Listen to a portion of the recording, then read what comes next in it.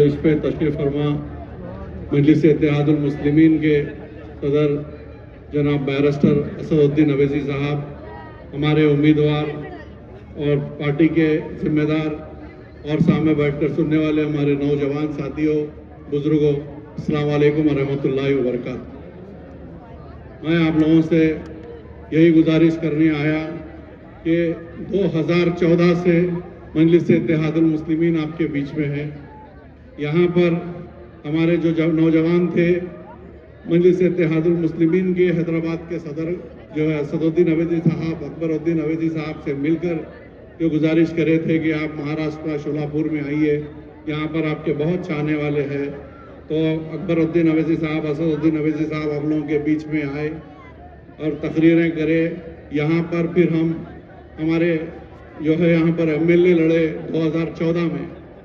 हम जो है जो कुछ नहीं थे उनको एक लीडर बनाए और आप लोग अल्हम्दुलिल्लाह 40,000 वोट देकर उनको दूसरे नंबर पर आए वहाँ पर 14 में।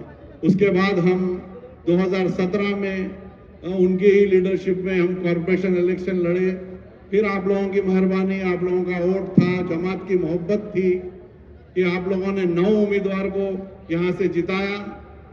फिर साथ में 6 उम्मीदवार जो थे जो 100 वोट 150 वोट से यहाँ पर हम शिकस्त पाए, लेकिन अल्हम्दुलिल्लाह आप लोगों की मोहब्बत थी। उसके बाद हम फिर 2019 में हम इलेक्शन लड़े, यहाँ पर फिर हम जो है 40,000 वोट लिए, कोई वजह से फिर हम दूसरे नंबर पर थे। फिर 2024 में हम जो है फिर MLA इलेक्शन लड़े, यहाँ पर हम आप लोगों की मोहब्बत थी, आप लोगों का था 65,000 वोट हम लिए।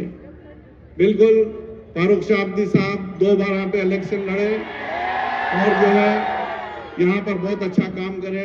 मेरे बहुत खास थे, मेरे बहुत क्लोज थे वो। मैं आज भी मेरे भाई के जैसा मानता हूँ और वो भी मुझे अपना भाई के जैसा मानते। इंशाअल्लाह ताला साहब ने वादा किया है, इसको पूरा करेंगे हम।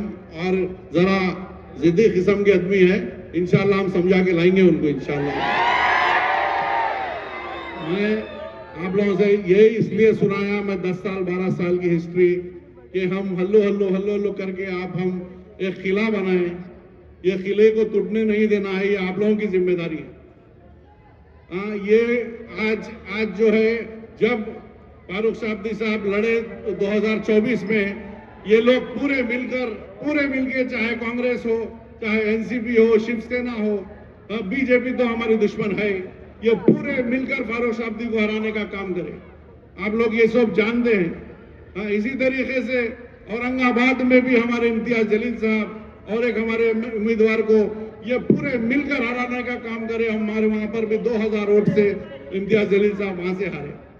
आज ये लोग महाराष्ट्र में असेंबली में बैठकर पूरे मिलकर CM, डिप्टी CM, मिनिस्ट्री बांट ले रहे। और जब शोलापुर का इलेक्शन आ रहा तो यहाँ पर आके BJP अलग लड़ी, NCP अलग लड़ी, शिवसेना अलग लड़ी। किसके अगेंस्ट लड़ी? जो है 14 नंबर वार्ड, 20 नंबर जो पहले 21 था, 20 हुआ। यहाँ पर पूरे उम्मीदवार मंजलिस के थे या नहीं थे बताइए आप लोग? मंजलिस के उम्मीदवार थे। आज ये लोग आके पूरे हमारे ही उम्मीदवार को लेकर, जिसको हम ताकत दिए, जिसको हम हिम्मत दिए, यहाँ पर आज वो लोग गलतियां करके जमात से निकल कर जाकर आज जो है NCP से लड़ रहे, शिवसेना से लड़ रहे। कोई तो जाकर 20 नंबर वार्ड में हमारी महिला मैडम थी जो 20 नंबर वार्ड से जाकर BJP से भी वो सीट ली। क्या आप जो है इख्तिदार पे आने के लिए कि हम इतना गिर जाएंगे कि कहां से भी मिला ले लेंगे? अरे जमात एक ताकत है। असदुद्दीन अवैसी साहब, अकबरुद्दीन अवैसी साहब को देखते आप लोग, चाहे पार्लियामेंट में हो, असेंबली में हो, हर जगह अवाम के लिए आवाज उठाते हैं और बेबाकी से किसी से डरते नहीं। पार्लियामेंट में असदुद्दीन अवैसी साहब एक ही है, उन्होंने जब बात करते हैं तो किसी की हिम्मत नहीं होती उठ के बोलने की। आप देख रहे हैं कश्मीर में, हैदराबाद, मेरे से परसों मीडिया वाले बोल रहे हैं साहब शोलापुर में 300 की, मैं बोला शोलापुर में कभी आप लोग टाइम नहीं देते। मैं बोला शोलापुर तो 300 किलोमीटर है, उठेगी आ जा सकते, 4-5 घंटे का रास्ता है। कश्मीर में वहां पे अटैक हुआ तो जो है प्राइम मिनिस्टर तक बराबर तरीके से नहीं बोल सके, तो वो बात असदुद्दीन अवैसी साहब ने कश्मीर के ऊपर बात की, पाकिस्तान के खिलाफ आवाज उठाकर जब करे तो उनको जो है अब जो है वो करते, तो मैं बोला मीडिया वालों को 300 किलोमीटर की क्या बात है, कश्मीर तक जाते असद साहब, हर कोने में जाके बात करते। वक्फ बोर्ड की बिल का सवाल आया, आज कौन बात कर रहे, किसी की हिम्मत नहीं है। कौन सा कांग्रेस का लीडर है, कौन सा एनसीपी का लीडर है बात करता, बताइए। असदुद्दीन अवैसी साहब बात करते हैं उसके बारे में। तो आप लोगों से हदमन गुजारिश कर रहा हूं कि हम बल्दिया से ही क्यों ना हो, हमारे उम्मीदवारों को ताकतवर बनाइए।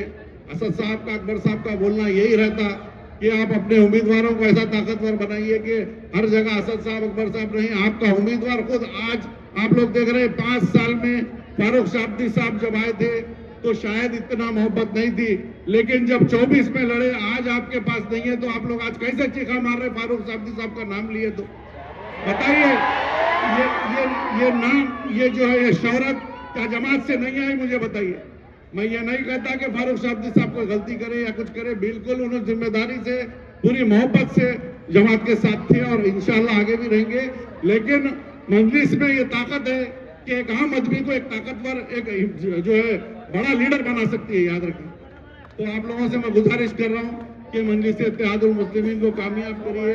हमारे 22 उम्मीदवार यहाँ से ठहरे हैं, पूरों को ज्यादा से ज्यादा वोट देकर कामयाब करिए। मैं अपनी बात को यहाँ पे खत्म करता हूँ। आखिर दाना अल्हम्दुलिल्लाह रब्बिल आलमीन।